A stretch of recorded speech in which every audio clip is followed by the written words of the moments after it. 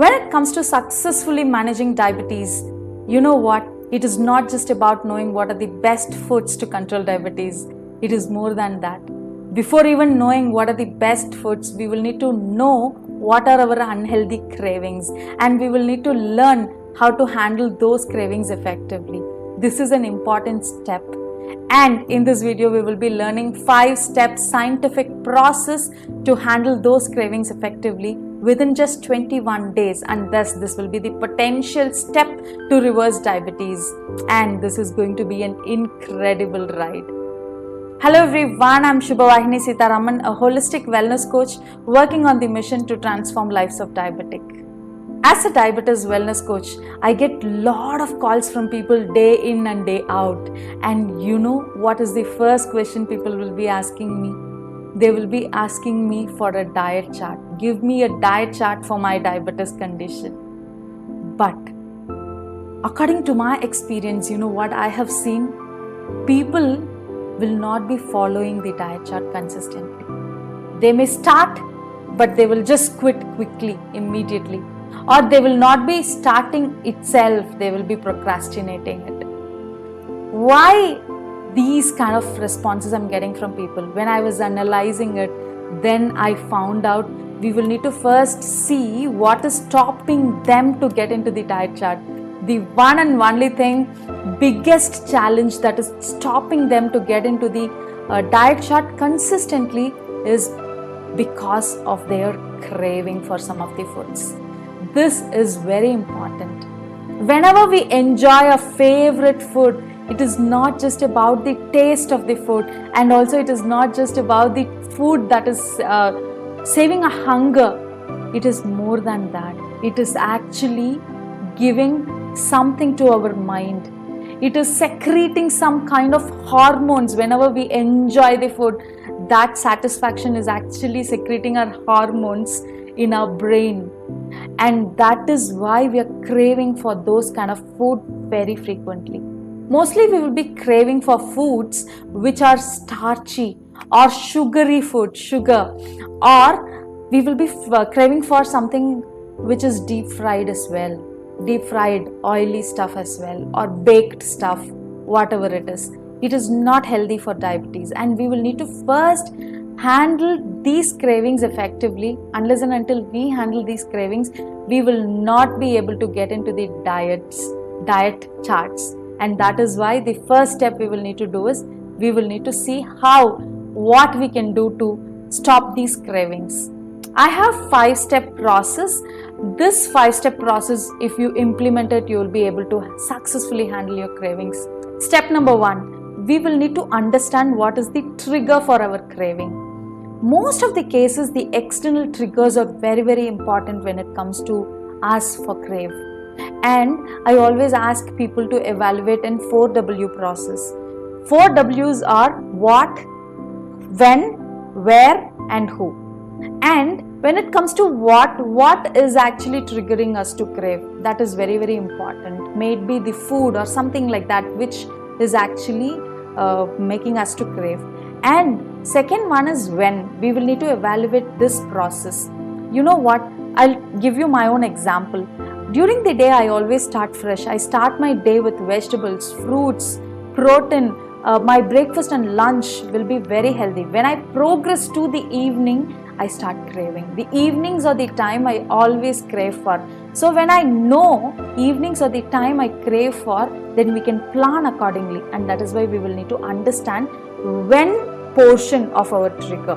And the third one is where. Whenever I go out for programs or workshops, when I'm involved completely into the activity, what I'm doing, when I'm enjoying what I'm doing, even whatever I love the most, the sweets, cake, whatever it is, if they offer me, I will not touch them. I will never be feeling craving for that.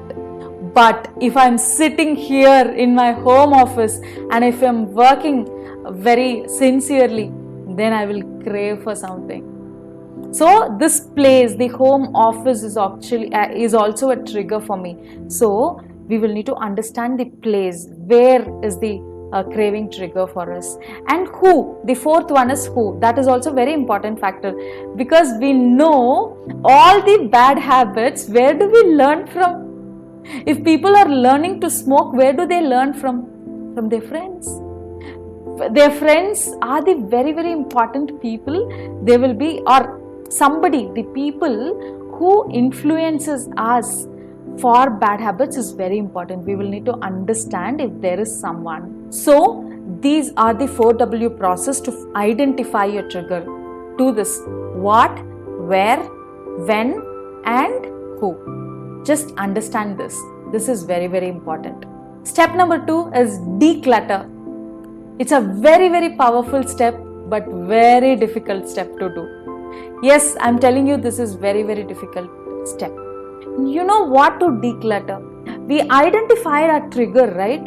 From where, when, who, what, everything. We will need to declutter everything. We will need to just get into our home and find out what we want to avoid. For example, if it is sweets, if it is some kind of food that we will need to avoid, we will need to just pick those foods and we will need to throw it out, or just get that out, right? And if it is people who is actually triggering you, we will need to get those people and we will need to push them away. Stay away from them, at least whenever you're going for eating with them. And if it is the place, whatever, wherever you're sitting, and just declutter those places. Just change your office with some of the important points that you want to trigger your mind. So decluttering, that means taking the bad out from what, when, who, where. This is the second point what we will need to do. Step number 3, replace with healthier alternatives. How are we going to replace the healthier alternatives? Fill your home, fill your shelf with good snacks, healthy snacks, good options. And what I was doing is, I was telling you, evening was the time I started feeling too much of craving for sweets and all. I just wanted to stop that habit and I want to create a healthy snacking habit. So what I did is, I filled my house with a lot of vegetables, nuts, seeds, all those.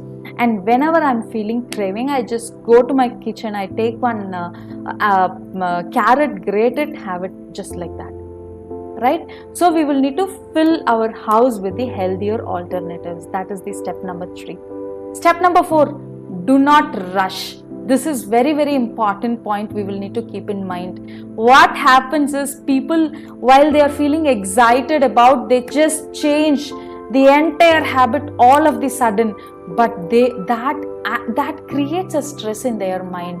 So what we will need to do is, we should not be going in a drastic change immediately. We will need to go in a slow and steady phase. Whenever we are making changes, we will need to be slow and steady. I always tell this point, we are not going on a race. Diabetes reversal is not going on a race. It is a marathon. We will need to be consistent. Whatever changes, small little changes we are going to make, we will need to be consistent on those small little changes. For a long run, those small little changes will pay a huge for us. So do not rush to make big changes in your life. Make it small and steady and consistent. That will actually give you lot of big results. Step number 5, seek support and accountability. It's very important. Most of the time, we should take accountable for our own craving kind of emotional stuff within inside. When we are deep rooted within ourselves with some of the food cravings, it is very difficult for us to do it on our own, solely on our own. So we will need to take support of people. May that accountable partner of yours be in your home, like your spouse or your children or your parents. You can tell them, from now I'm not going to have unhealthy snacks. Something like that. Whatever you're going to commit, just speak out openly to your people. Maybe your family, your friends, or your social media. You can also, if you are a social media kind of a person, you can just put it in your social media saying like, I'm going to start this, and make the public accountable for that. And if you want to take support and accountability from experts, you can join in some of the diabetes reversal communities, and by this you can fast track your result, and you can just get into the speed and get the result as early as possible. These are the 5-step process, and if you can follow one small thing for 21 days, and that will be your success. 21 days consistently, if you can follow one small change, and that is going to give you a drastic and big result. I hope this video was helpful for you. To have more such information about diabetes and managing diabetes effectively, you can follow me on my YouTube channel, and also you can join my upcoming webinar to see what we are doing and how my community is transforming